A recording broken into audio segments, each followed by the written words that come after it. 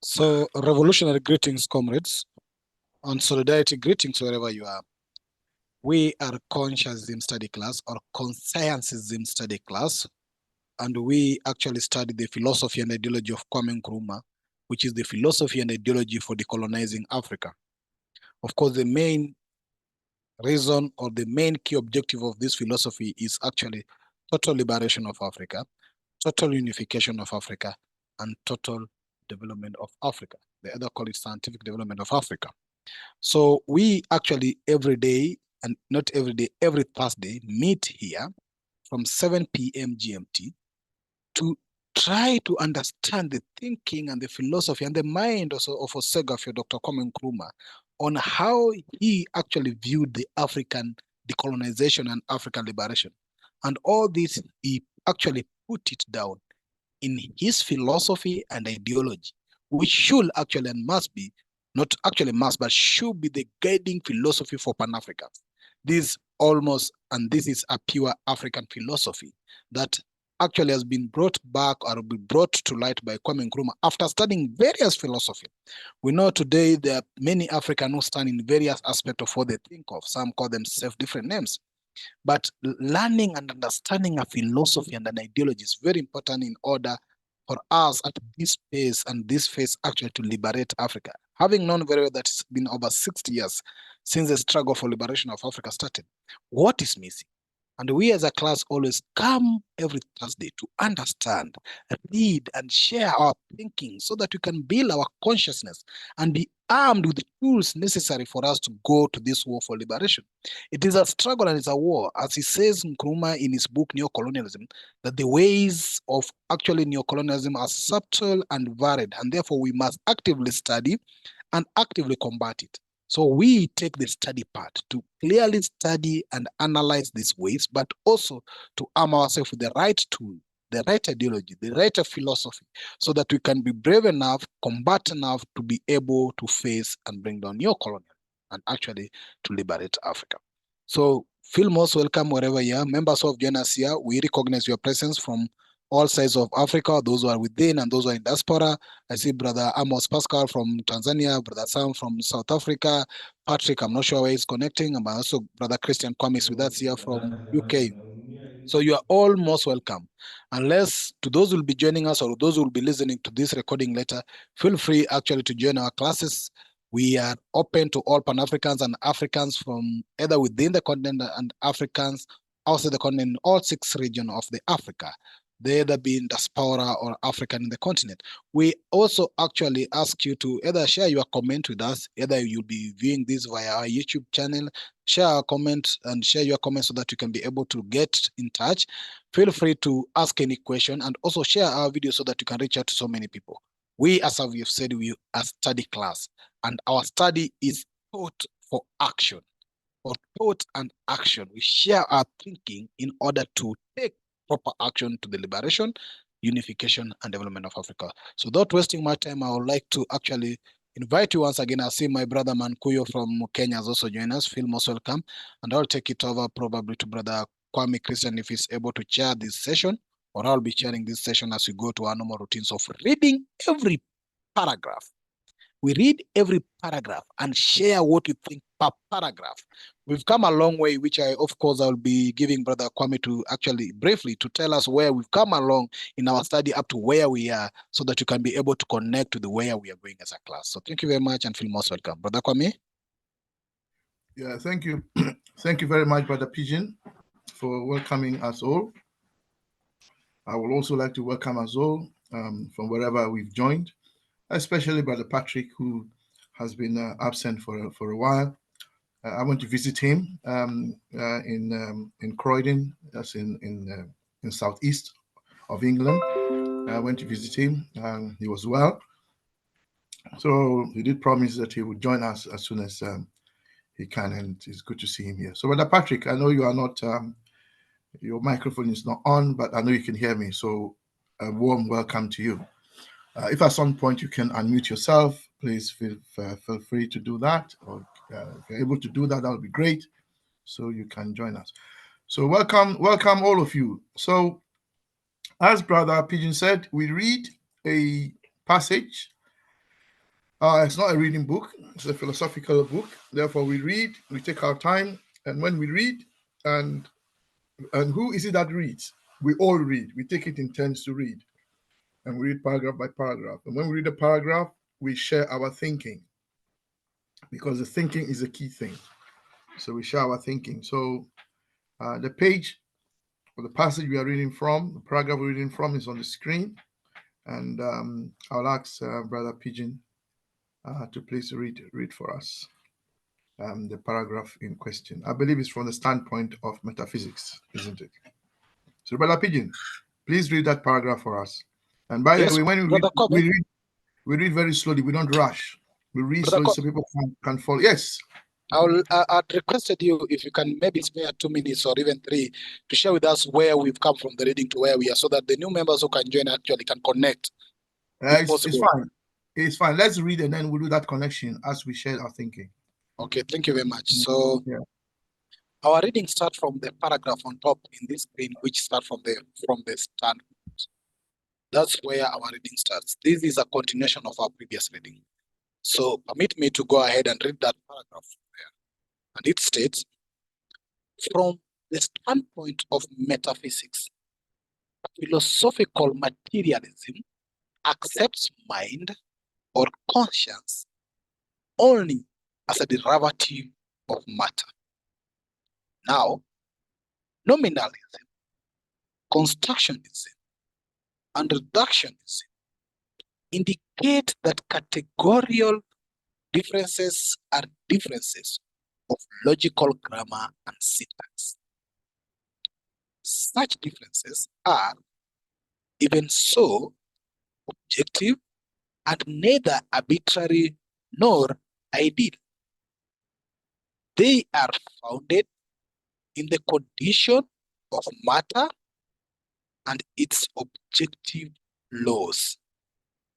Quality is a surrogate of a quantitative disposition of matter. It can be altered by altering quantitative disposition of matter. Thank you. Can I proceed further? I think that's where we should stop. Yeah, thank you very much. Let's share our thinking on what we've read. Basically, what do you think you have heard? Share your thinking with us, please. Thank you. Brother Pigeon, I know you've just read, but can you share it, please?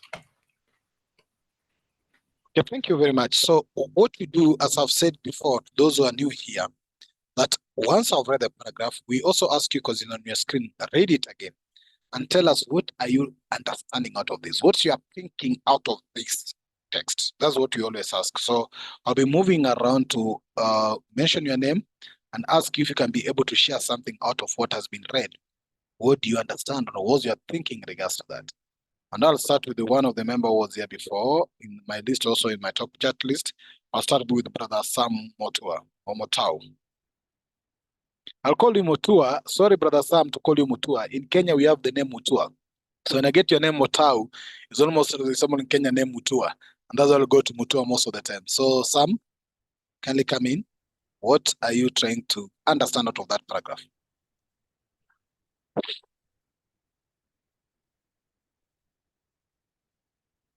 Brother Sam. Okay, it seems Brother Sam is not ready. Let me go to, I'll come back to you. Let me go to Brother Pascal Amos.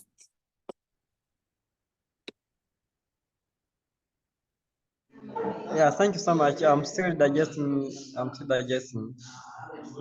Yeah, thank you for that. Let's go to Brother Patrick. Patrick, can you be able to unmute yourself to speak? Please, Patrick, if you can hear us. But I know he has taken long to be here, but I know he'll join us later. Let's go to Brother Mankuyo also. But Patrick, if you're able to unmute yourself, just let me know. Brother Mankuyo, we've read the paragraph on the screen. What do you understand out of it? Yeah, greetings everybody. Greetings, Comrade Pigbin on the Mwengu, and also the other comrade from every corner of the world. I can see that we have people from the United Kingdom and as well from the other part of the continent. So basically, you don't have just let to join the discussion, but I thank my ancestors that have make to be in the discussion. I didn't have power, but I've managed. Now I have the power. So I think Big Bin, was it a paragraph? Which paragraph was it? Was it paragraph? Which paragraph from the page 29? Paragraph 1 that I've read on the screen. If you can see your screen. No, I was not able to see on the screen, on your screen. Oh, you have the book. I think you don't know, you printed the book. Yeah, I have the book. So we it are is in, okay, we are in page. You can Uh-huh. connect. We are in page 26, the second last paragraph, from the second last paragraph of page 26. Oh, not 29. No, it's 26 in the main book. The book you printed is this book, because you printed a one book page.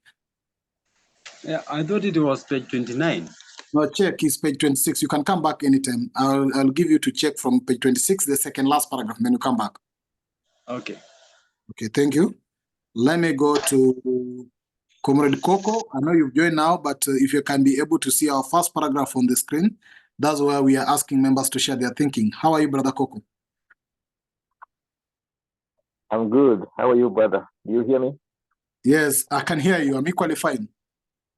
Okay, thank you. So, we are back to categorial differences. Categorial differences. So, before we met what was called categorical conversion. So that was changing matter into its derivatives. But on categorial differences is the difference just between logical common syntax, as you said there. And this is about nominalism, constructionism, and reductionism. And if people remember, those are methods in which we derive the derivatives, which are we get from the primary matter, which is the primary product. So again, we're talking about quality here, which is again it can be derived, it can be surrogate, be derived from quantity. When we have quantity, we can start talking about the quality. I think this was discussed before where we said we can have 10 mangoes, and then out of those 10 mangoes, we can say 5 of them are in good quality. The other 5, no, not so good quality. So it's again the continuation of what we've been doing so far, deriving the secondary product from the primary one, which is material. I hope that clears it, because it's more just a continuation of what we have been doing, talking about nominalism, constructionism, and reductionism.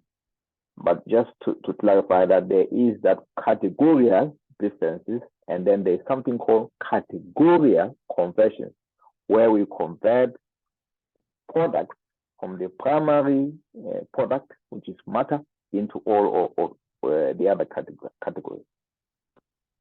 Is that better? Okay, thank you. Is your thinking, so we cannot judge it. Is your thinking, which you appreciate. Brother Sam had requested me to unmute him. Let me unmute him so that we can share his thinking. Brother Sam?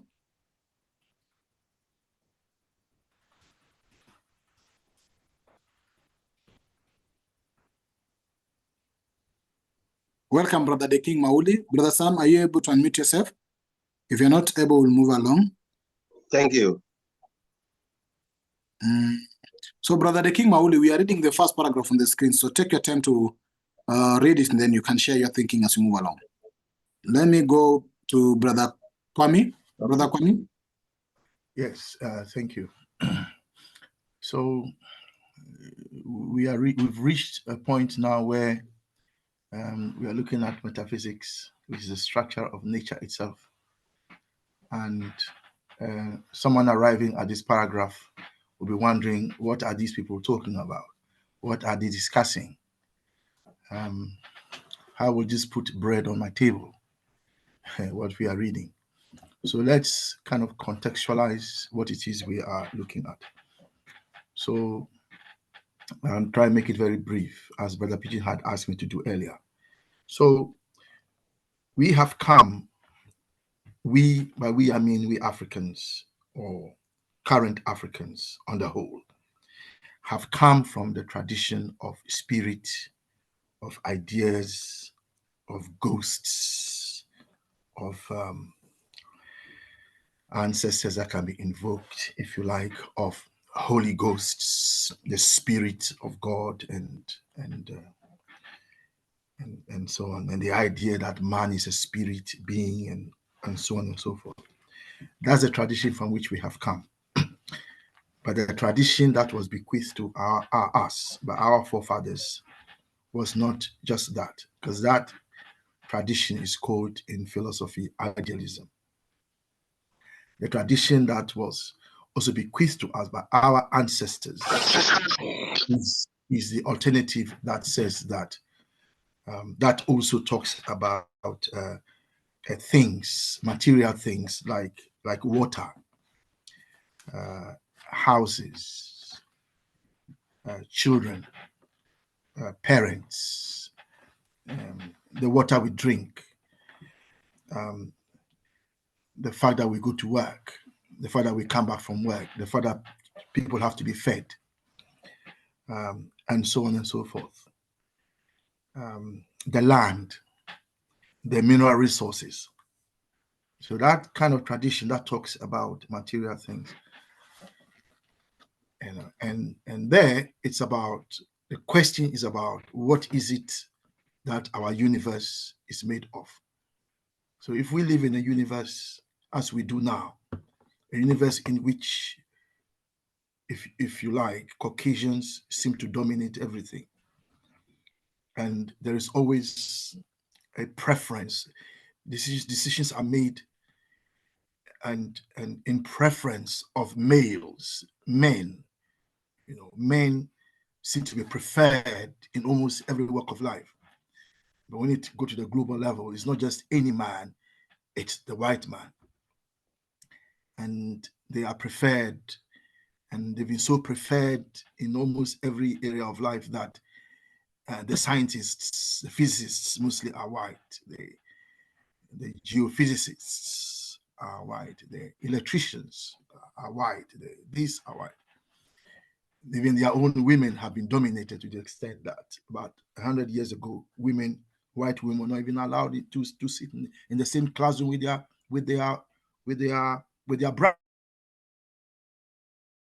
brothers, with their white brothers.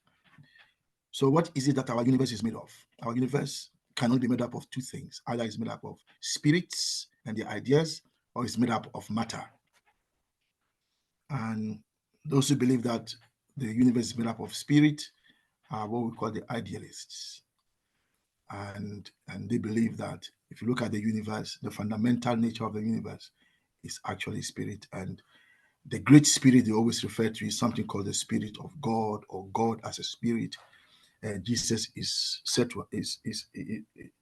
remarked to have said that God is a spirit, and they that worship him must worship him in spirit and in truth. And so the idea is that God created the world and God is a spirit. Therefore, what it's saying is that if you look at the universe and you ask yourself, what is our universe made of? The answer is spirit. Now, as I said, that is one tradition that has been bequeathed to us as Africans. The other tradition is that if you ask the question, well, what is the universe made of? The answer is the universe is made up of matter. And by matter, we mean things like hydrogen, oxygen, carbon, and the fundamental building blocks of atoms and molecules and so on. So that is the other version, which was also bequeathed to us by our ancestors. Unfortunately, the way the education came to us.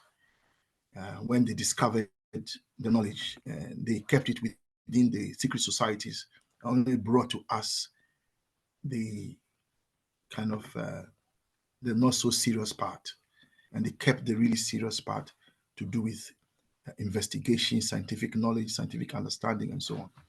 I don't know if you know, but the physicists called Isaac Newton, who discovered gravity, the laws of gravity.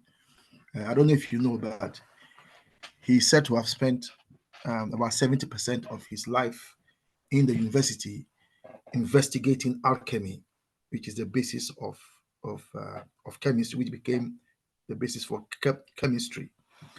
What is that element that is responsible for the universe? And here we are talking about scientific element.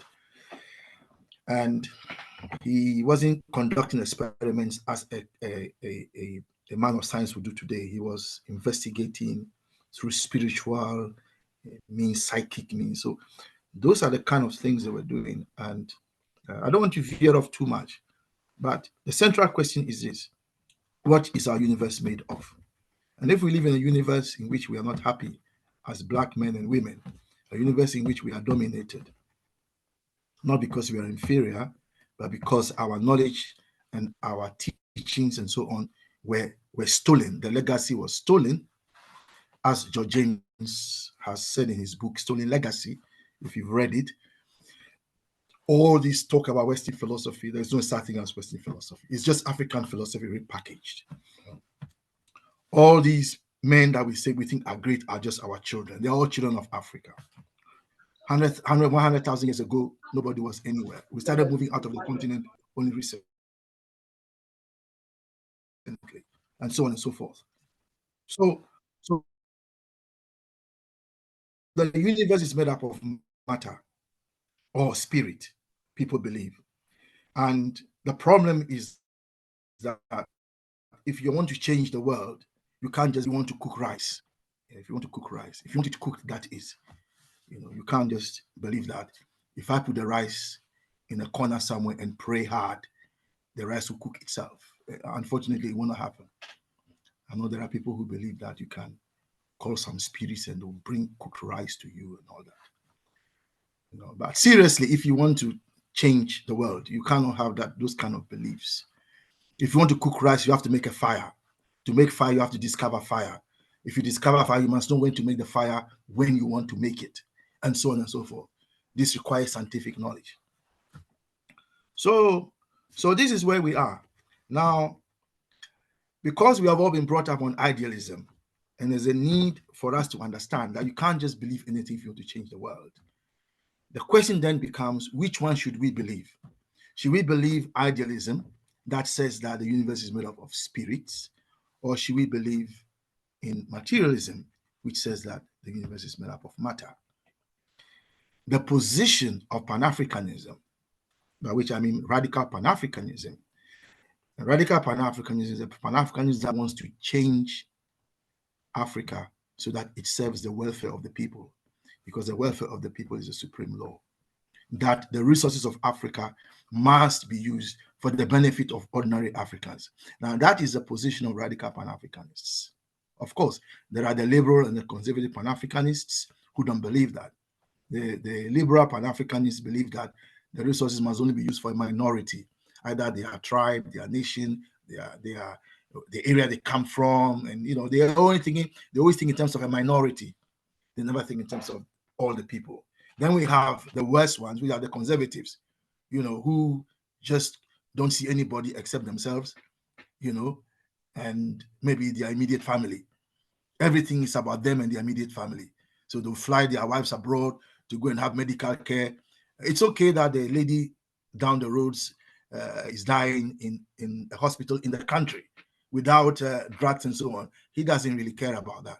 As long as his wife has been flown out to go to England or to France or whatever and have their baby and looked after, they're okay. Those are the conservatives, the worst kind. And unfortunately for us, these liberals and conservatives are those holding political power right now. How they got it, we can go into that later on a Saturday when we discuss unification, development, and liberation. But we are not talking about philosophy. And so the radical Pan-Africanism's position is that we must embrace materialism because imperialism, colonialism, neocolonialism ultimately were about property. Yeah, people can tell you what they like, but ultimately it was about property, land. So imperialism, colonialism, and neocolonialism was about stealing land and what is in the land. And that is what this has always been about. That the land that you own must be stolen from you and used for someone else or used by someone else. That even though you own the land, you will not manage it, you will not benefit from it, you will not finance it. It will be done by another group, the imperialists, for their benefit. And if you own, even if you own it, it's only in words. So, given these two positions of idealism and materialism, the radical Pan-African position is that since property is the center of all our problems, in all our problems that we have as Africans, the root cause is property. Even if you think of property as your brain being drained away to go and serve a foreign nation, where you school in Kenya or Ghana, the people educate you. Then when you are qualified, you leave, like some of us have, living in Europe or in America, whatever. You then pay taxes in those countries. You use your skills, your knowledge, your understanding in those countries, whether as a doctor, lawyer, architect, whatever. Even if you look at property in terms of the African personality, the human being, and by the way, as you know, we Africans, the human being is the highest property. Ultimately, the human for us is the center of life. Your property, your best property, your highest value is the human beings, and so on. So materialism, according to the radical Pan-African position, materialism is the philosophy that we must embrace. And it's not, and we are not embracing it because we like it. We are not embracing it because we necessarily love it. We are not embracing it because we hate God, or no. We are embracing it because if you want to cook rice, you need fire. Otherwise, unless you don't want to cook rice. And so if you embrace materialism, which says that the universe is made up of matter, and please, when we say matter, we don't mean physicalism, because sometimes people hear matter, they think about only physical things. Matter has 4 states: solid, liquid, gas, and fire. Yeah. For example, the sun is a fiery substance. Yeah. So those are the 4 states of matter, and part of that matter is something called the electromagnetic spectrum, and of which part of it is the light that we see as human beings. There are other parts of that spectrum that we can either not see, like X-rays and so on. So when we say matter, do not think of it as physical things. Matter basically can be seen or unseen. Now, this matter is the basis of the universe. Now, if you say, therefore, that materialism is what you believe in, then the question then becomes, how do we explain the diversity in our world? In other words, there are different categories of matter. There are men, there are women, there are cats, there are dogs, there are tables, there are countries, there are diamonds, there are gold, even in the ground, there are different minerals. How do you explain all these categories? Our position is that the way you explain them are through the three scientific positions of constructionism, reductionism, and nominalism. The other method is through logic. For example, A plus A is 2A. That's logic. Now, constructionism means that you can take basic things, out of it, you build something complex. You can take bits and pieces from all over the world and build an aircraft. Before the aircraft, all you had was small parts, but then you put them together, you build an aircraft. That's constructionism. Reductionism, using the same example of the aircraft, is you can pull the aircraft into bits and pieces, such that if you see the part, you don't even know it was an aircraft before. So that is reductionism, reducing the aircraft to its fundamental building blocks. Nominalism is separating ideas from concrete things. You see, you need to learn to separate ideas which are just in your head from things that are out there in the world. Yeah. So for instance, you understand that this is a cup. You know, this is a cup in my hand. That is my imagination. I'm just thinking about it. It's just in my mind. You know, separate in terms of nominalism again. Separate, if you like, the idea of God as an idea from God as a material being, and so on and so forth. So that is nominalism. Logic is different types of logic, but the one that we use in consciousness is what we call analytical philosophy, or the logic that is based on mathematics. And later on, you see that is in chapter 5. So constructionism, reductionism, and nominalism are the scientific tools for us to explain everything in our universe. And logic is a second way to do it. So where we are at now in the book is this. Now, we are not saying that everything is the same. So mind is not the same as mind is not the same thing as brain. Brain is the material substance, and what it does is that it minds. It does minding. So it minds. So that is what. So the mind. It doesn't mean that they are the same. To think is not the same as the brain, but the brain thinks. So we have to be able to explain this. And the point here is that thinking, mind, spirit, soul, all those things that we think are spiritual are actually derived from matter. And the other thing also, we are not saying that the only thing that is in the universe is matter. What we are saying is that everything in the universe comes from matter.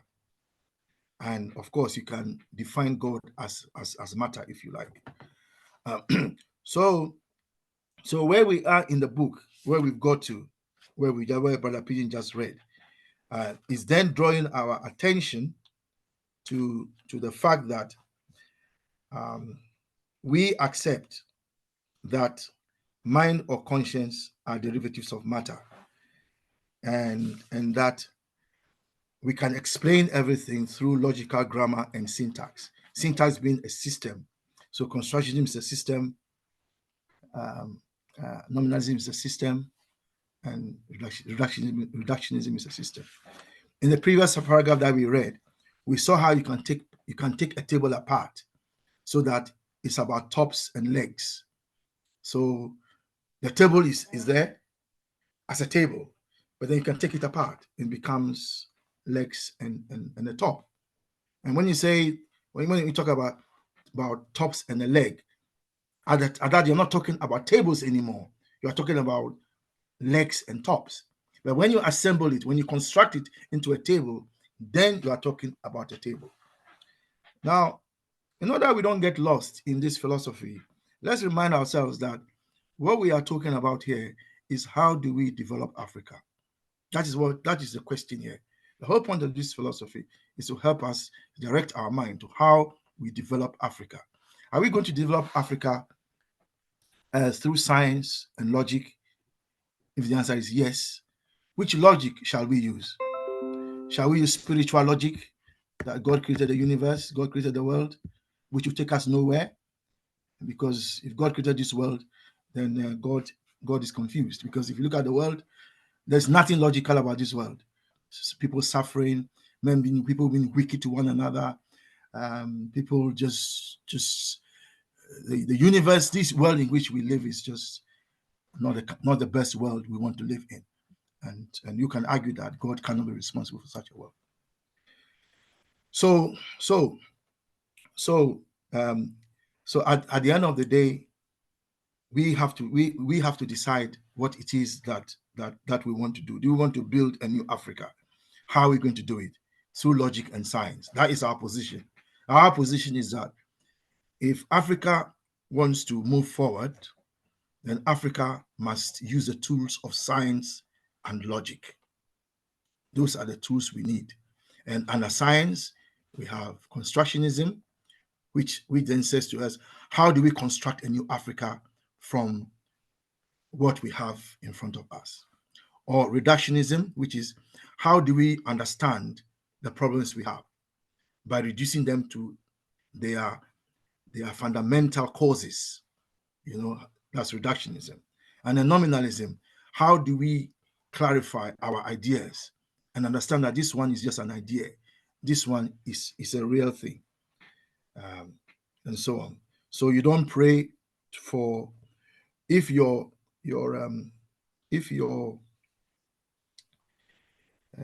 this thing breaks down, if your that which gives you power in your house, if it breaks down, there's no point praying for God to heal the motor. You've got to get an engineer to repair it. You can pray if you like that God should heal or God should start the engine so that you can get back electricity. You can do that if you want. But someone else would get an engineer who knows something about engines to come and repair it if it's broken down. So that is where we are, and so we are being directed to look at, if in terms of application, if you want to apply the state of Africa, quality is a surrogate of a quantitative disposition of matter. It can be altered by altering quantitative dispositions of matter, which basically, if you use a very simple example of cooking rice, it's saying that the extent to which rice is cooked will depend on the amount of heat you put under it. If the rice bends, it's because you put too much heat. If you want the rice to cook correctly, then you must have a certain level of matter in terms of fire, certain amount of heat, if you want the rice to cook so you can eat. So that is what, in basic terms, it means. It means if you want a certain type of health care, certain quality of health care, you must understand that you must have a certain quantitative disposition of if you like, hospitals, doctors, equipment, and so on. That's how you have that quality. I will pause there for now.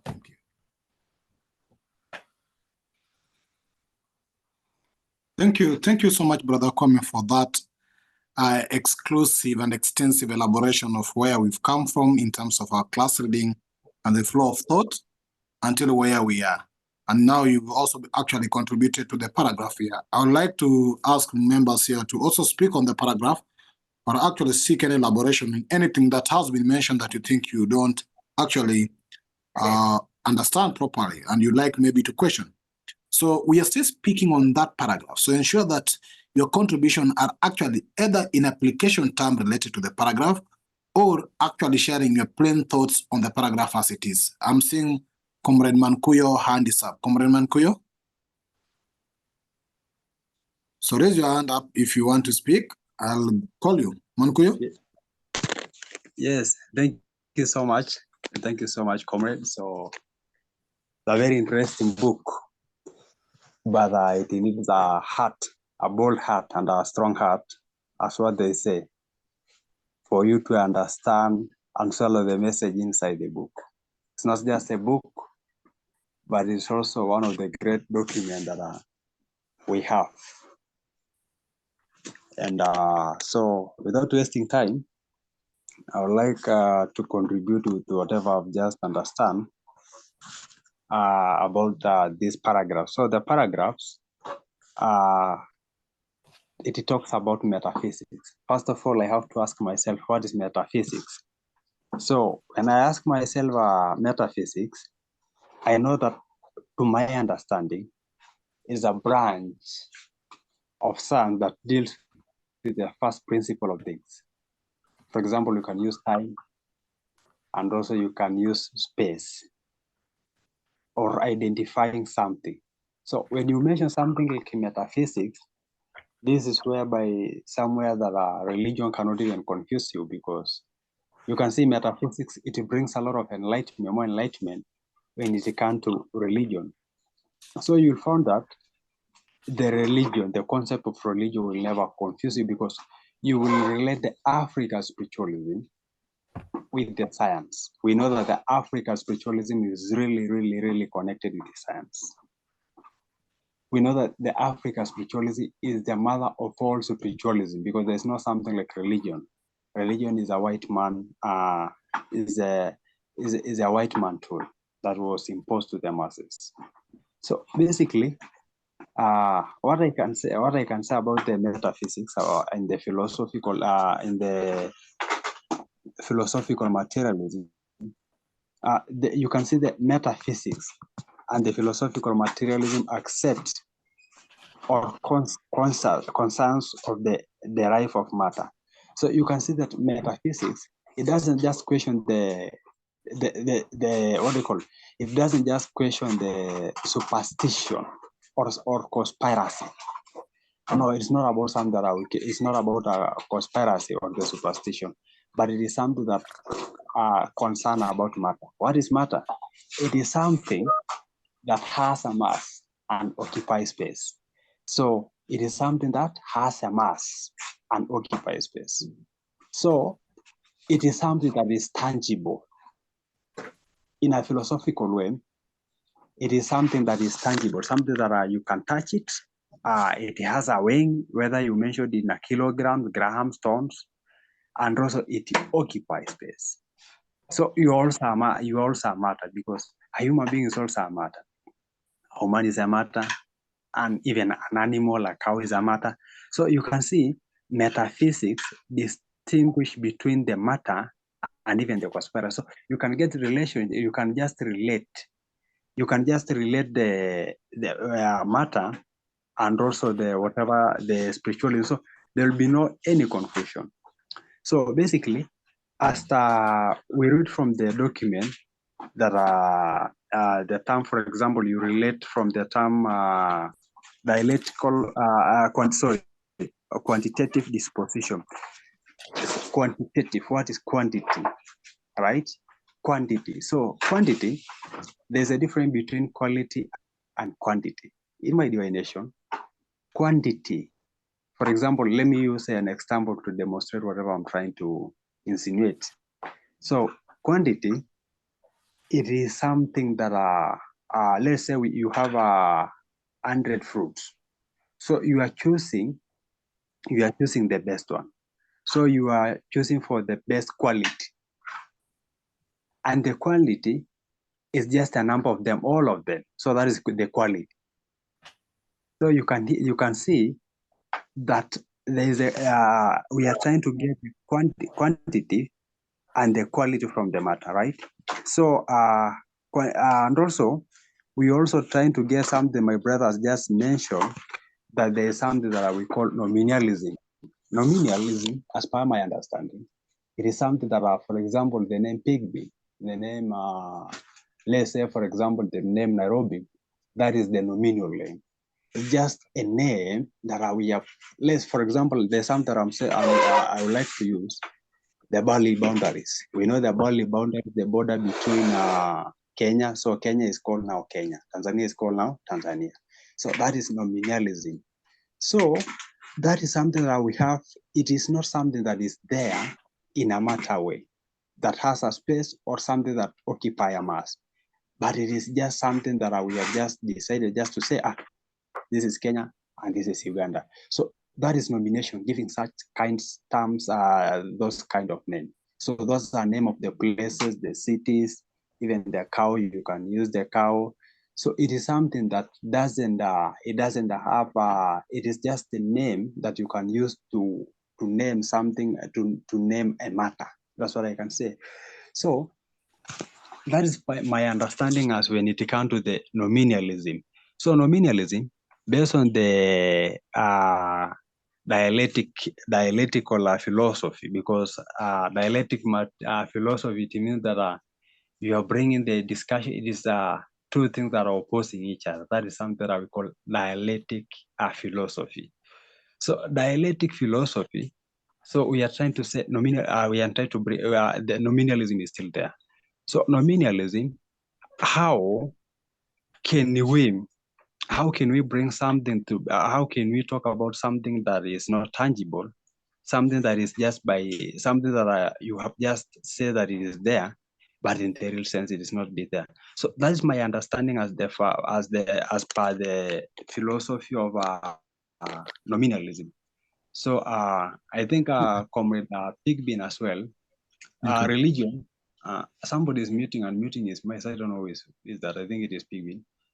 So for example, I'm still in the point of metaphysics. So religion is a metaphysics ideology that which cannot be proven with a literal material evidence, because religion is just there and you cannot prove it beyond unreasonable doubt. You don't have any concrete evidence. You're just believing that this person was there, this person was there. There is no any laboratory, there is no any archives that you'll go and find the remains of Joshua. There is no any laboratory that you can go and find the bones, the remains of somebody like whatever they told us, Elisha in the Bible, right? So even the Garden of Heaven cannot even prove it. So yeah, it is but a man-made. It is just a man-made rules. I can say that it's just a man-made rules, and also for the minority class rulers. So, for example, I can use the feudals and lords, slaves, owners, and the capitalists. So it is something that was just brought to manipulate the mind of the masses. For example, I'm just using an example. You can just be told, don't do this, don't oppress the working class, the middle class, because it is a sin. So just obey the working class, because even the Bible itself says that obey your slaves must obey their slaves masters, right? So it is exactly just obey your colonizer directly. So you can see that there is in this philosophy, you'll find that there's also something that we are trying to talk that is called a class antagonism, or the class struggle. When you talk about the class struggle, you can find that, for example, the religion, the metaphysics is trying to tell us how for example, something like religion is trying to oppress the masses. Something that is not materialistic, but it is oppressing the masses, right? It is not materialistic. It's not something that you can touch, or you can have evidence, or you can prove it beyond unreasonable doubt, but it is oppressing. And this is something that is being used by the elite or the bourgeois to oppress the proletariat. So it's not easy to understand, but in this concept, you can as well relate the metaphysics and as well when you come to the religion. So I think I'm there, and it shows an encouragement for the working class. Thank you. To conquer the minority, the majority, which is the ruling class. Thank you so much.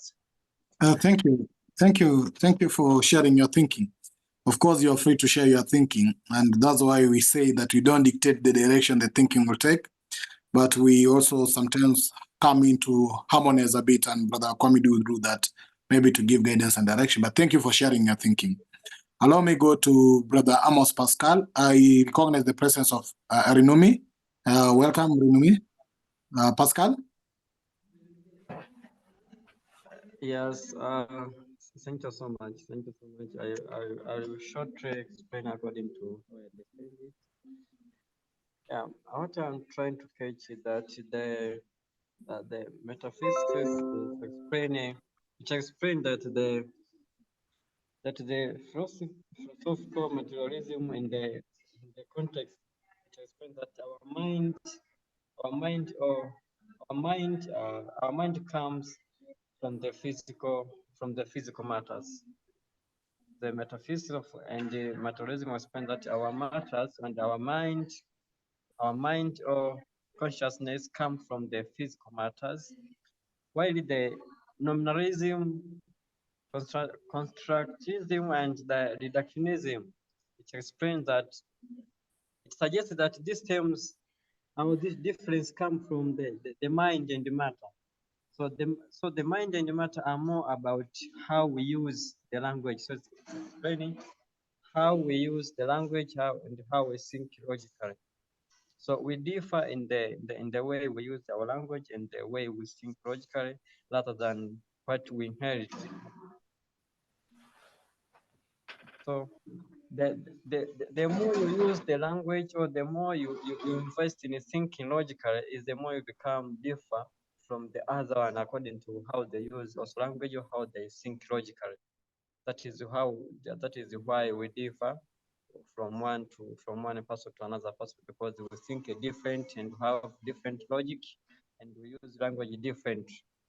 For example, those who practice English, they may be good at speaking English than those who practice Swahili, because they use language, they use the English language too much, and those that use Swahili too much. So everyone will become the best for what he or she invests a lot of time.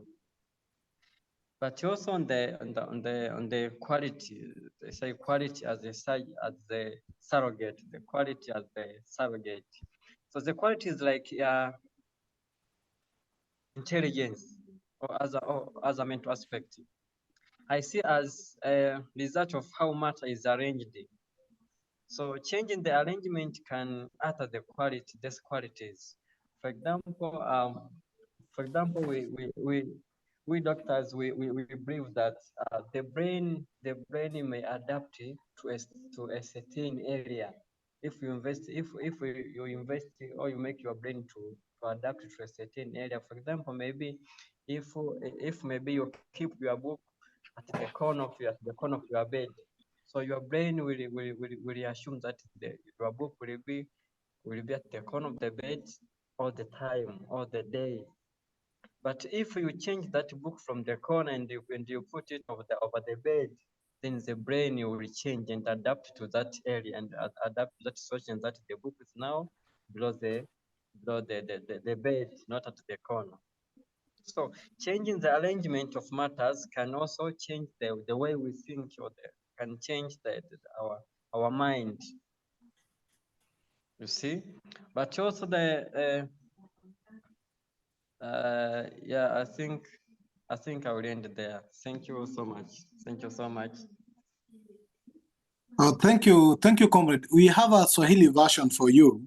We are still building it up, so probably we'll make it better so that you can be able to understand it better from the Swahili angle. I know, having come from Tanzania, Swahili is more strong for Tanzanian than it's English, but we appreciate your sharing of your thinking. And as a doctor, of course, you try to bring another aspect which is very important to us. I will get in touch with you as we collaborate to build a perfect Swahili version that your friends and our friends from Tanzania can be using, and all Africans probably, to understand this book in our closer language. So thank you very much for that, comrade. I see also we have, let me go to the King Mauli. Then Samotau has been trying to unmute himself. He has not been able. I've asked him to unmute himself. It seems he's not getting my prompt command. So I don't know how he'll be able to unmute himself, because he's saying you have something to speak. Maybe you can get some directives on that. But next to your video, Comrade Sam, there's an icon for audio. Kindly click on that icon. You can be able to unmute yourself. The King Mauli, I'll be to you. Then I go to Sister Marlin. I see Sister Marlin is here. Okay, I think Mr. Marlin should go on. Okay, Sister Marlin. Brother Patrick is here, Sister Marlin. So kindly proceed. And I know Brother Patrick can be able to unmute himself also. Sorry, did you call my name? Yes, Sister Marlin. I'm asking you to share your thinking. I just came on not so long ago, so I didn't hear the passage you read, so I can't really make a comment. Okay, and then say hi to Brother Patrick.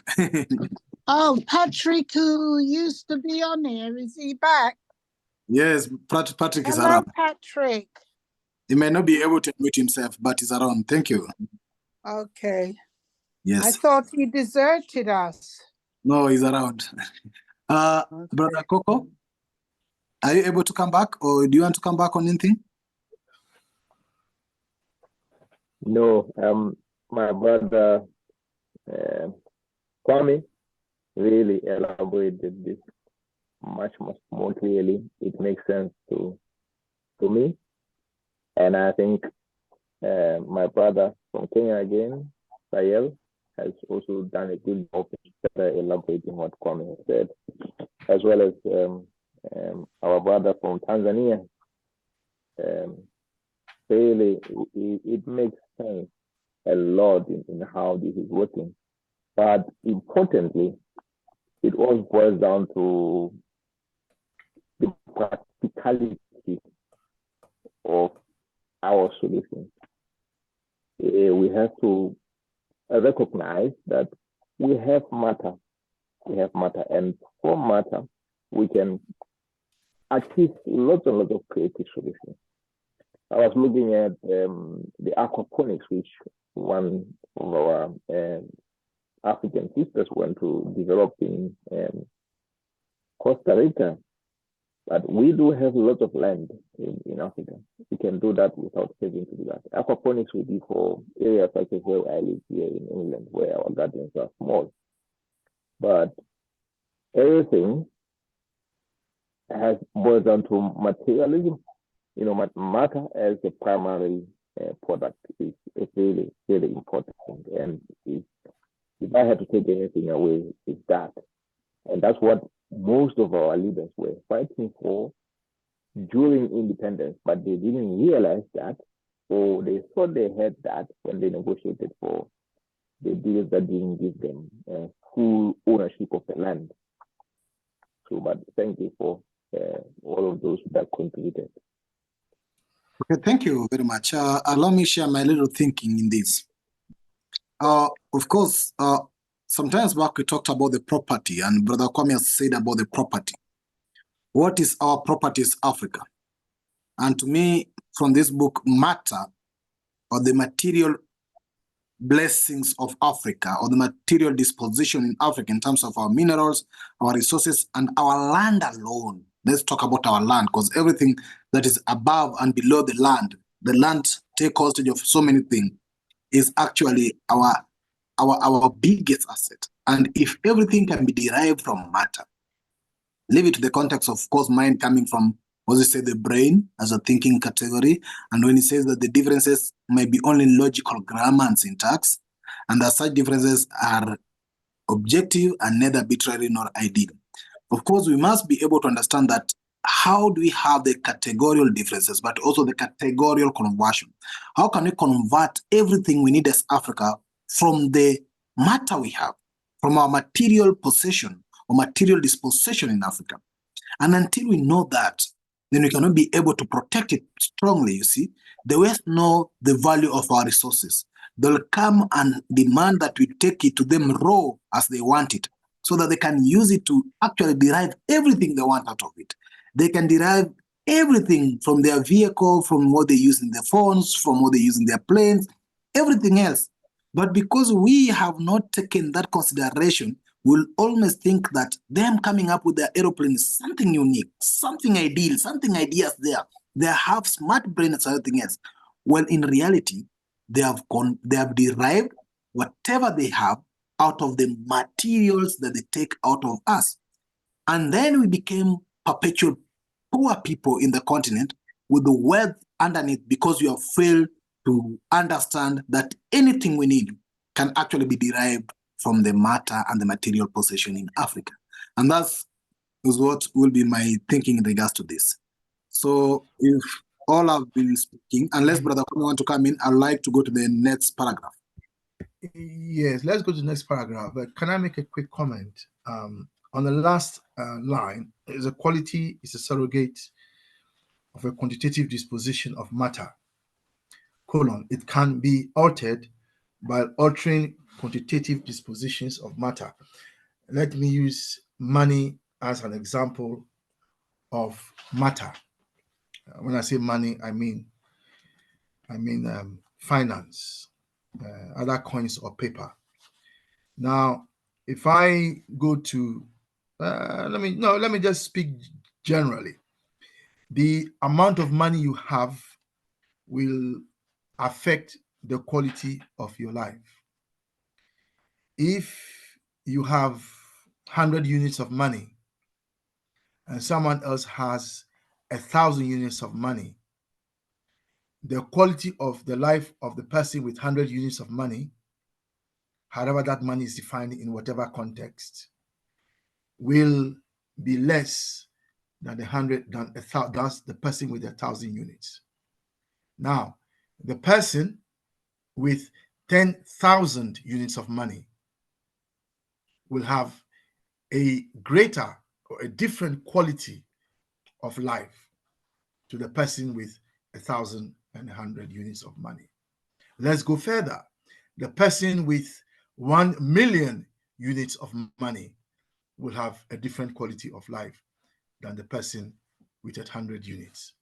So you can see that the quantitative disposition of money, if you use money, affects the quality of life. So if we want to turn that paragraph into finance, we can say that the financial quality of your life is a surrogate of the quantitative disposition of the amount of money you have. And the quality of your financial life can be altered by altering the quantitative disposition of matter. Quantitative disposition here meaning, in this case, the amount of money at your disposal. So by using that example, I am opening our minds to what the philosophy is trying to draw to our attention. So if you go beyond money and you look at the minerals we have and so on, you can say to yourself, well, how would these minerals alter the quality of our life? Because as we speak, the quality of life of the ordinary African is not where it should be. Why? Because the quantitative disposition of matter that the ordinary African has or has control over is not of the quantity that will alter their life. If you go to a showroom and you want to buy a new car and the car costs 25,000 units of money, it's no good that you have 24,000 or 23,000 or 22,000. The only way you can drive that car out of the showroom is if you have the 25,000 units of money that they're asking for. Unless they give you a discount of so much percentage, and you can drive the car out if you have 22,000 units of money. But unless you have the 25,000 units of money, they won't give you that car to drive out. Now, however, if you have the 25,000 and you enter that brand new car and you drive it out of the showroom, suddenly the quality of your life has changed. You will not walk. Your wife will not walk. Your children will not walk to school, and so on and so forth. So by having that vehicle, because you have that quantity of units of money, suddenly the quality of your life has changed. My battery is running low, Brother Pigeon. So give me a moment. Okay, thank you. I think Brother Cummins raised something very important. Before even I proceed with the reading, is you've said the disposition of the quantity of other resources in Africa is not that much to the extent that can change our life. It's not that the disposition is not much, but the control over the disposition is not that much that it can change the quality of Africans. And I think this one came clearly when we reported the 101 companies in London, in the stock exchange, which actually control our resources here. So the control of our resources here is not in our hands that can enable us actually to change the quality of our life, but rather it is in their hands here that makes them to change the quality of their lives, you see? I think that is a very important thing that you pointed to. So that's well noted. So basically, I use that as an example so that we can see that the philosophy we are reading is not a philosophy in the sky. It's actually talking about our lives as Africans. And I used the money example because it's something we can all understand very easily. Thank you. Okay, thank you. Permit me to go to the second paragraph as I will be reading it slowly. And I'll ask you also to read it alongside with me silently so that you can be able also to get it at personal level of your own understanding. So it says, can I suggest something? Yes. As you read the previous paragraph, yes. Can someone else read, or nobody else is available to read? Anybody? Can Brother Coco read? Brother Coco, are you in a position to do so?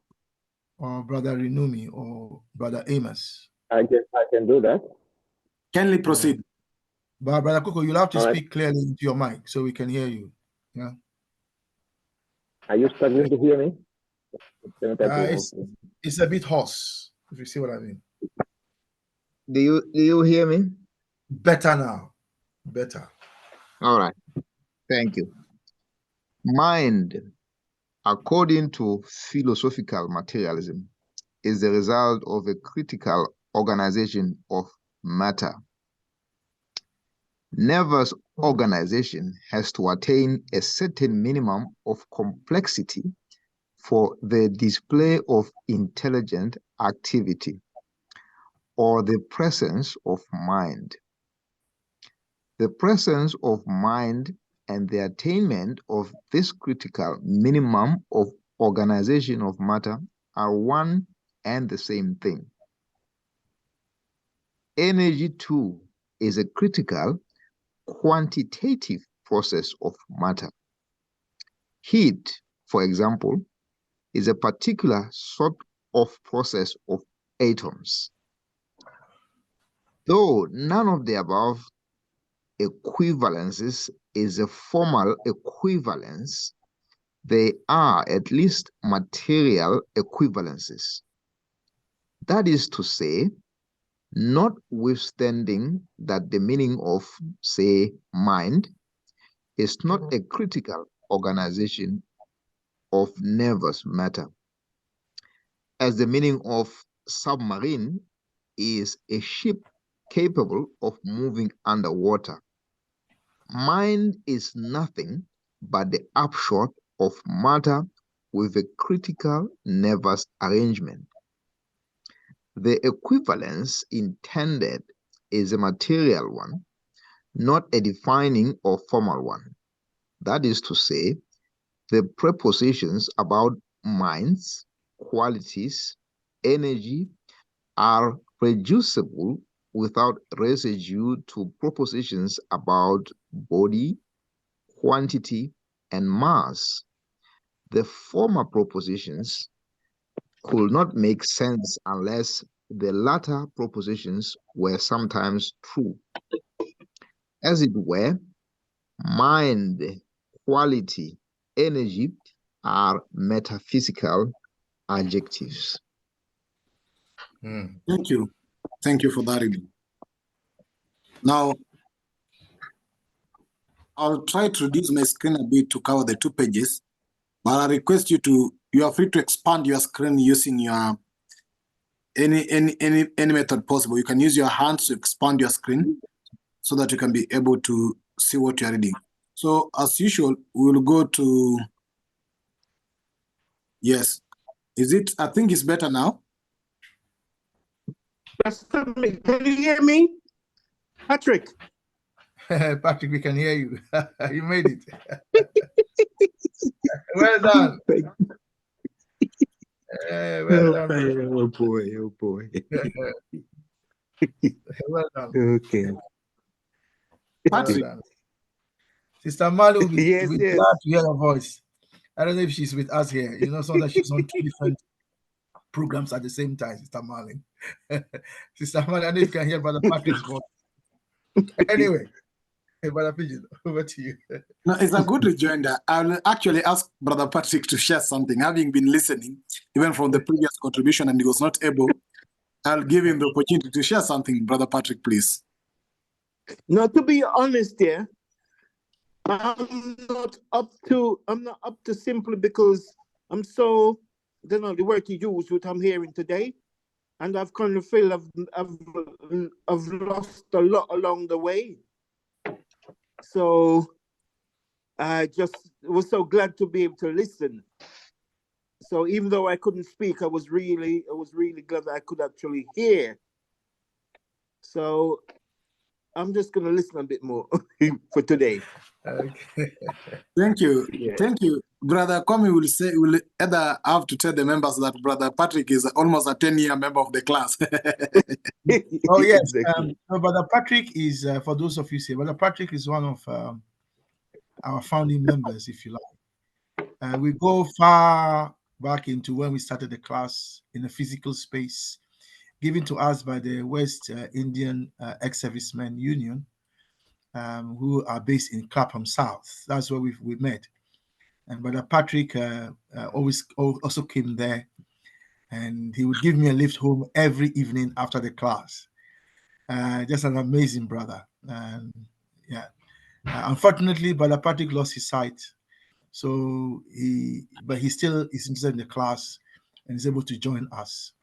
I went to visit him at home a few months ago, just to see how he is on a comradely basis. So we are very pleased that he's back. In fact, when I went to Ghana some years ago, Brother Patrick arranged for me to be picked up from home to the airport free of charge.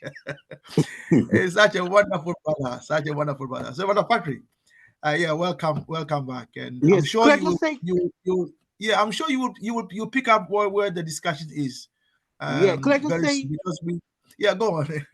could I just say quickly, what happened is about a week and a half ago, they gave me a pair of glasses, but because of my diabetes, something they had to wait. So this pair of glasses enabled me to see a little. I know So when I that's was with you, why, you could see some light, you were saying, but yeah, I not can much. see. Yeah, I can see a little on the phone. But what's happened before, because I was so reluctant to touch anything, because I didn't want to get shut down. That's why. But I just something said, "Oh, just touch something," and I touched it, and then I see unmoved. So we are so excited to have you with us. Yes, So, thanks very much. Thanks very much. welcome, Brilliant. brother. Welcome. Thank you, Brother Brilliant. Patrick. Brother Yes. Michael has also done an audio version of the book, so we'll be able to share with you the audio version that Brother Michael did. Brother Michael has also disappeared a bit, but I know he's engaged. So we'll have your audio version so that you can also be able to follow the class via audio. I think it's a 3-hour audio version for the whole book. That will be really helpful to you. And we Yeah, do but today, I will be glad if I can have that too. Brother Pig, today's class, yeah, because there's so much interesting words that I am not, like metaphysics. Though I've heard it, I don't really know what it is. So, and I've heard the explanation today, but they come so quickly that I would need to like hear it again to be. So I was wondering, will I be able to view this this class during the week? Yes, we are having our recording that we will be able to share with you a link. I don't know if you'll be able to get the link, but we have a YouTube channel that we started where we do the recording and upload on YouTube. So we can share with you the link of the YouTube channel so that you can re-listen to the class and be able to catch you. Brilliant. the explanations. Brilliant. Thank you. Allow me also to recognize the presence of Brother Joseph Anthony from Caribbean. Brother Pigeon, before you carry on, I would like to also acknowledge Brother Patrick. I don't know if you realize, but Brother Pigeon's joining us has transformed the CSG. All the new things like the YouTube, the audio, the sharing of the class information, the sharing of the class both on Thursdays and Fridays, the work in the background. Our Brother Pigeon has just transformed the CSG and taken it to another level. And in fact, as he was saying to Brother Munkuyo, who is not here with us because I think he's dropped out, Brother Pigeon has even gone on to translate consciousness into Swahili. Can you imagine, Brother Patrick? Yes, yes. Swahili. I'm saying, no, just take the opportunity. Yes. Just take the opportunity to see how proud I am of him, because he would never know what I'm about to say, the improvement. You remember how he used to speak so fast? Yes, when he first joined us. Yeah, I know. I'm listening to him. I can't believe slow it's the down. same person. He has changed so much, and has set a correct balance where he's not too fast. And I know that took a lot. It must take a lot. And he's not too He slow has either. responded. Yeah, amazing. So I just wanted to acknowledge him and the amount of work he's done up to now. Brother Pigeon, sorry to embarrass you. Over to you. No, thank you very much, Brother Kwame. Of course, we have done a great step as a class. We actually must also notify Brother Patrick that you have a Saturday class, which is an extension of our Thursday class, every time from 7 p.m. We very soon will be having probably hidden information, but a big news about turning this class and this course into more of like a formal learning course that people can take. So many advancements we are trying to do, and very soon, if we are, the success will be for us, we'll be able to do this. So thank you very much, Patrick. I also want to recognize the presence of Brother Joseph from the Caribbean, the other side of Grenada or Haiti has joined us now. And then we will ask members to actually share their thinking in regards to this. Brother Coco has actually read the paragraph here that I think is almost losing sight from some other members, but I'll go through it a bit faster but it's talking on the mind. Let me just do it. That mind, according to philosophical materialism, is the result of critical organization of matter. Nervous organization has to attain a certain minimum of complexity for the display of intelligent activity with the presence of the mind. The presence of mind, the attainment of this critical minimum of organization of matter are one the same thing. Energy, too, is a critical quantitative process of matter. Heat, for example, is a particular sort of process of atoms. Though none of the above equivalences is a formal equivalences, they are at least material equivalences. That is to say, notwithstanding that the meaning of, say, mind is not a critical organization of nervous matter as the meaning of submarine in a ship capable of moving underwater. Mind is nothing but the upshot of matter with a critical nervous arrangement. The equivalence intended is a material one, not a defining or formal one. That is to say, the propositions about mind, qualities, energy, and are reducible without residue to prepositions about body, quantity, and mass.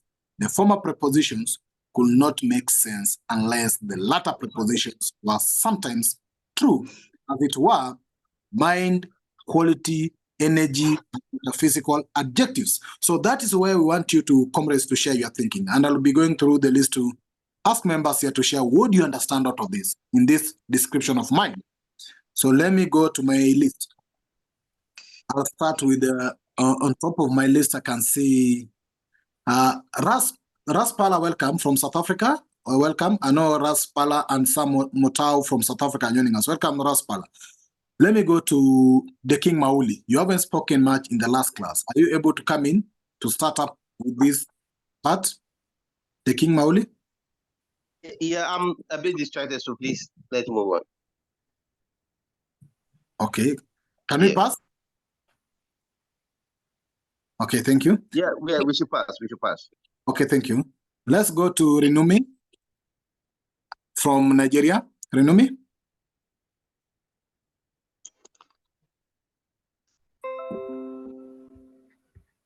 Renumi, are you able to unmute yourself and speak, please? Okay. Let's go to Amos. Amos from Tanzania.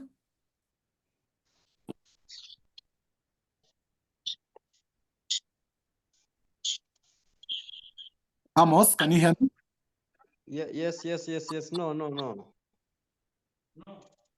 That's a yes, yes, and a no, no. So no to mean I should excuse you.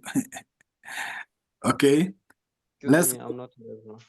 Okay, let's go to Brother Coco, then Sister Malin. Sam Otua. Sam, I know is really struggling to unmute himself. Brother Kwame, I don't know if you can really offer guidance to Sam because he's really struggling to unmute himself and he's been sending text that he's looking for to speak. All right, all right, you carry on. I will contact him. Okay, thank you. So, Coco, Brother Coco?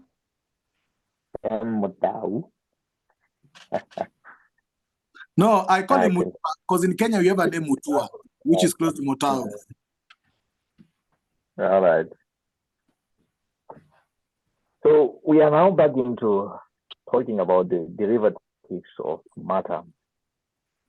And all of these are critical, it's critical organization of matter, which means again is we are taking matter and organizing it as mind.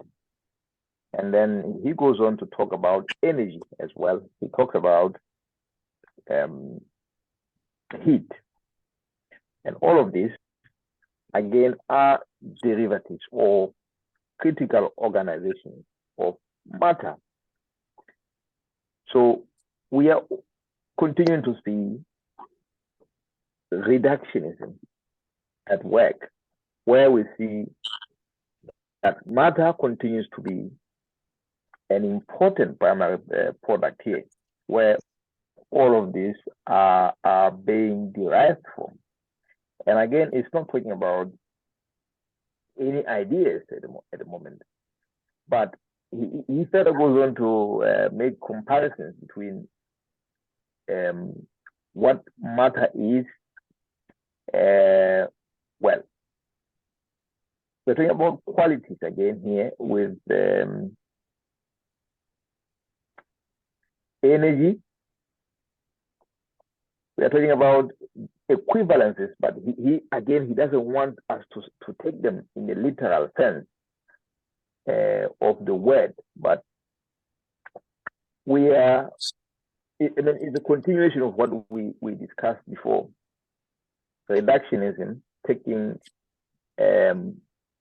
matter and bringing it down further into all of these derivatives. Thank you. Thank you, Brother Coco. Of course, Brother Coco is also a brother from the Basotho land in Lesotho, but he's also in UK. So he's an active friend and a member of Farmers of Thought and New Pan-African Agenda, and a very good friend to the class also. So thank you, Brother Coco, for that. Sam, I see now you are able to unmute yourself. Kindly go ahead. You can comment on the previous paragraph and this paragraph. Thanks, everybody. Thanks, Brother Pigeon. Yeah, I was struggling. I don't know what was happening. Can you hear me? And clear now, Brother Sam. Right. Yeah. On the first topic, I just wanted to just sensitize ourselves to. I don't know if members are aware of a joke video that shows a professor and some ordinary people that were saying God help them to get through in life, and he was saying to them there's nothing like God, and the people say no, there is God. He said, can you touch him? Can you see him? And they said, no, you can't. And he said, then there's no God, because science say anything that you cannot see or touch, it's not present. And then he went on. They said, Professor, you say everything is science. You use your sense. He says, yes, I use my sense. And then they say, can you see your sense? He says, no. Can you touch your sense? Says, no. Therefore, you don't have sense, Professor. So I wanted us to be aware of those things, especially because we are teaching this philosophy. The young people in our midst that we need to be aware of these definitions that we are talking about. So it is very critical that we check that the definitions that we use And I also wanted to share the fact that in the Chinese history of the revolution, they say when they wanted to change the society, especially at the elementary studies, they used to tell the young people, pray to God and ask for ice cream. And then the young students will stand up, pray to God, and there will be no ice cream. And then they will say, pray to ask Mao Zedong to give you ice cream. When the student, Mao Zedong, please give us ice cream, then the teachers will put ice cream on the decks of the students. So those are the elements that I wanted to raise, that we need to be also sensitive about how we get into training ourselves and our students in particular, especially the youth, around that thing. But I was very pleased with how Brother Kwame really explained. For me, it was actually the three articles where he talked about nominal philosophy and constructionism, and the last one, reductionism. I think basically, if we understand those three concepts, then we should be able to bring them now to our reality in the continent. And I think the brothers brought it in very well. Thank you. Thank you, Brother Sam, for that. Indeed, we appreciate your sense of humor, which is more of what.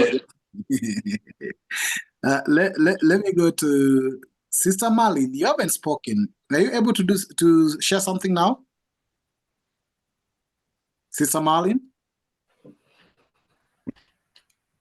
Sister Marlene is on a different program. She's here, but she's somewhere else. You carry on. Okay. Let's go to Raspala. Then we'll go to Brother Patrick. Raspala? I know our brother from South Africa is struggling to connect. Yes, Raspala. Yes, but let's say this network, my name is. What did you say? I didn't hear you well, brother. What I'm saying is this network, my brother, man. That's why it's difficult for me to.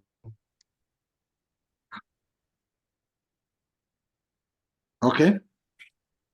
Let's hope that you are. Okay, it's okay. Brother Patrick, you hope you had the reading, but what can you share? No, I still don't.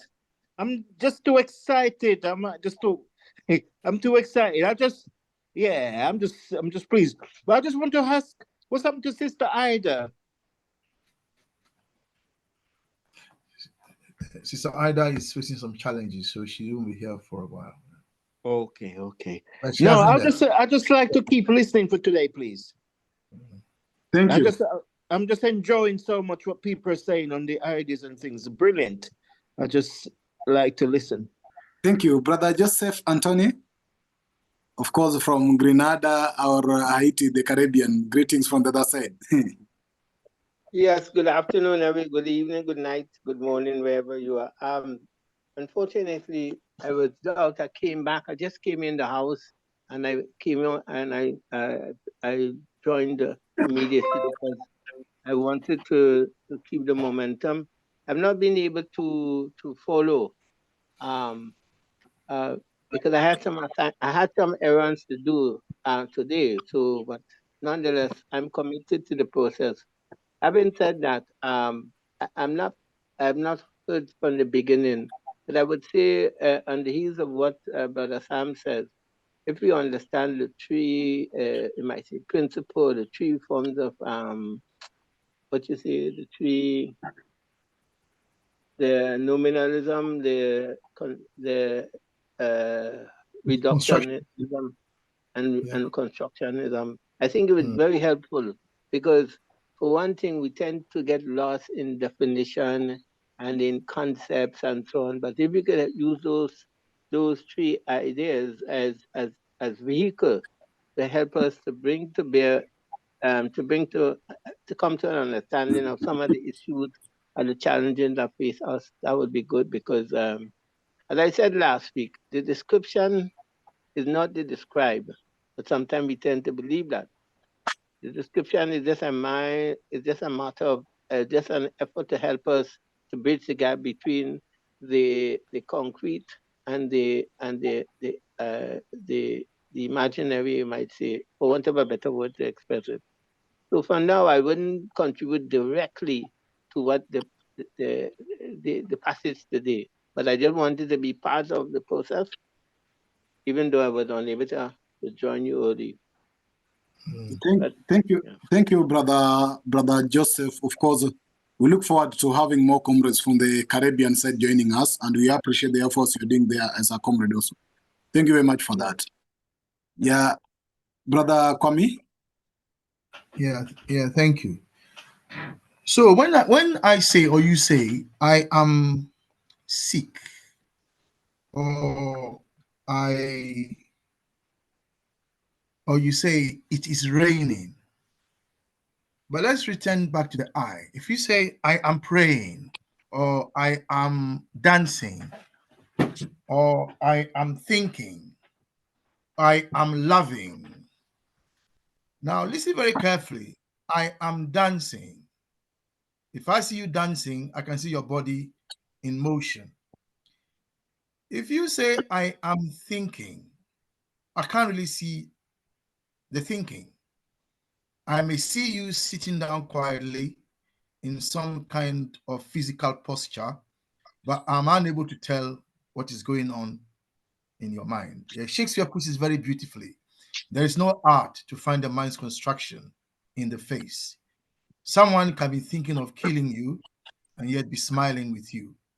So you can't really tell when people are smiling whether they have daggers in their smiles, again, quoting Shakespeare. If you say, I am loving, then you are loving. Maybe I will see your loving in the things you do for me. Maybe you bring me food when you see I have no food, or you bring me something that I need. Maybe I want to marry a new wife and I don't have the money, and you come to my aid and lead me to conduct the traditional marriage ceremony. Then I see you love me. But then listen very carefully. I am loving. I am thinking. I am dancing. Question: what is the I? What is it? What is that I that is dancing, singing, and loving? We tend to think that those eyes are different entities. The eye that is loving is your heart. The eye that is dancing is your body.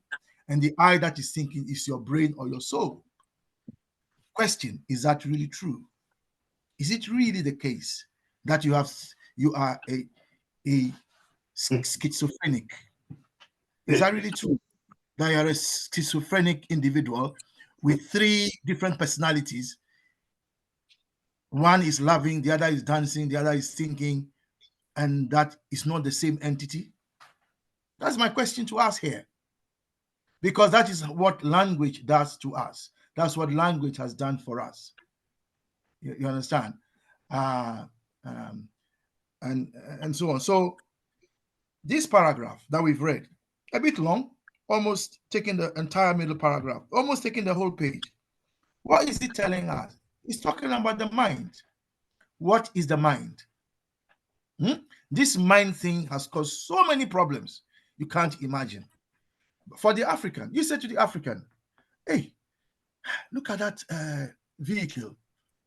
It has just hit this man, and the man has dropped dead. Yeah?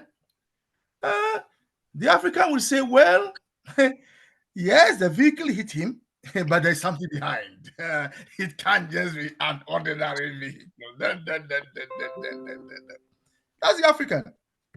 In other words, the African does not believe that when we talk about matter, we only mean things that you can see. The African believes that when we talk about matter, it includes things we cannot see. And so when there's an event, and you're looking at that event, for the African, there are two things going on. There is the physical that you can see, and there's a non-physical that you can't see. That's the African position. That is the African position. That is why we are not soul materialists. We are not what they call hardcore materialists who believe that everything is matter. On the other hand, we are not hardcore idealists who believe that everything is spirit. No. Africans, the traditional African position is that we are both. We are both. The question that we have been dealing with is what is primary? The reason is that if you don't understand what is primary, you cannot solve your problems. What is the source of your problem? And in other words, what is the primary cause? And that is, as Brother Bukoyo was explaining, is what metaphysics is about. But this whole paragraph takes up the position of mind and says, what is mind?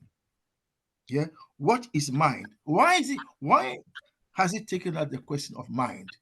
Because idealists believe that the universe is made up of spirits and their ideas.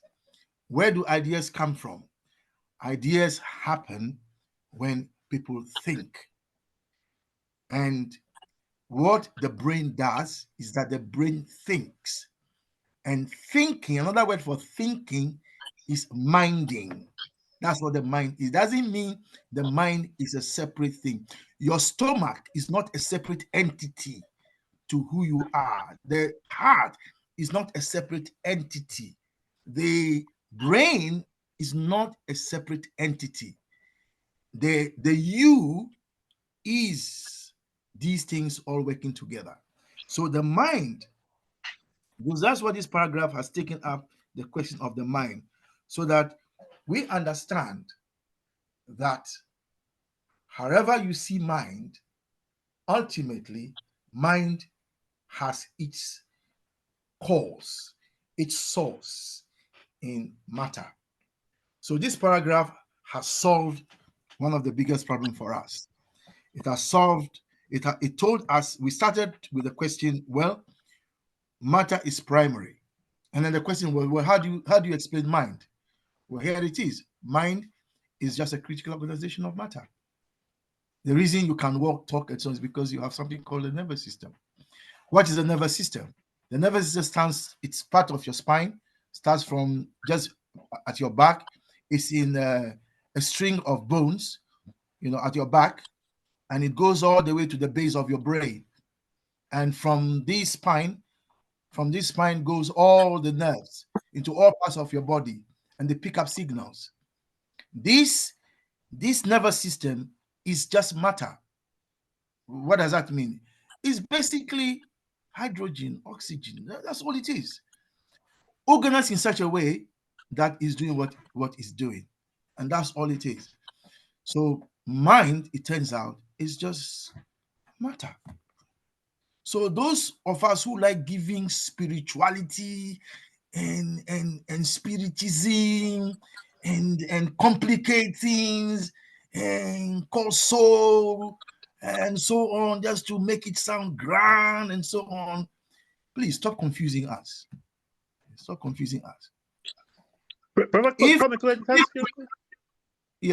me just finish and say, if you break your back and your spinal cord breaks, you'll be paralyzed. Simple. Why are you paralyzed? Why can't you walk anymore?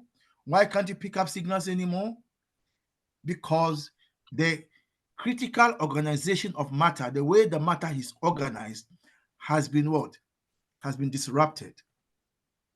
That's why we had our own systems before the intrusion of imperialism, colonialism, and neocolonialism. We had our own systems, but our systems were disrupted. And with that disruption, it affected our way of thinking. It affected how we went about things. And we are still suffering the consequences till today.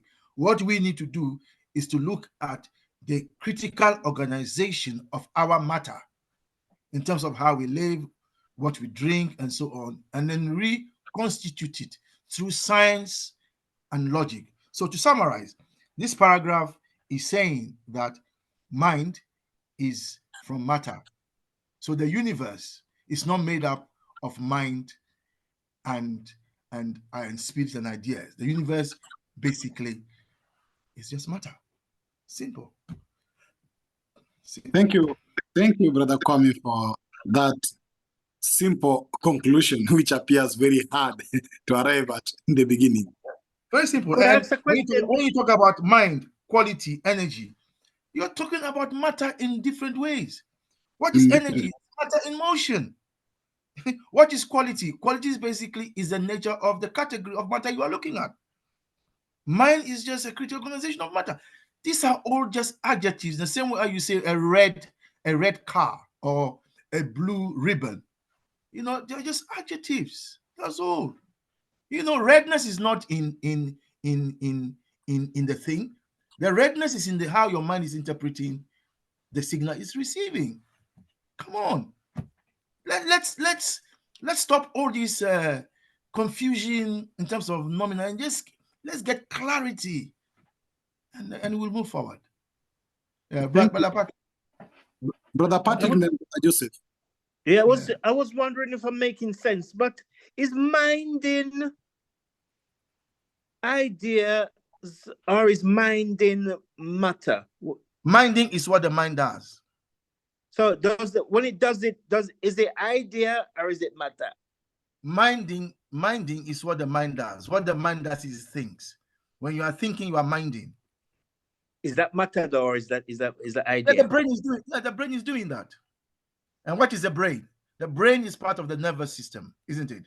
Our nervous system, which starts from the spine all the way to the base of our brain. I mean, the brain is an organization of matter.